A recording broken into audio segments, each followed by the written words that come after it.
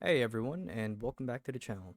In this video, I'll be teaching you how to recharge your USDT wallet. So without further ado, let's dive right in.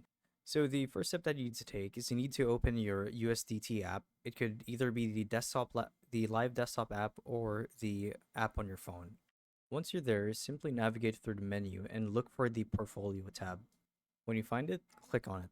And this should take you to a page where there's an option to receive Tether coin or to send it. So you want to click on receive. And when you do, the app will then generate a wallet address, or rather an encrypted wallet address that only accepts TRC20.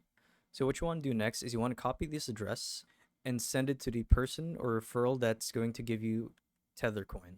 And when you do and the transaction is complete, you should receive your TRC20 in a matter of minutes. So if this method worked for you guys, be sure to let us know down in the comments below. And if you want to show your support to the channel, be sure to subscribe. We do tech guides like these daily, so if you want to see more of that, like I said, be sure to hit the subscribe button and like the video and make sure that the bell notification is turned on.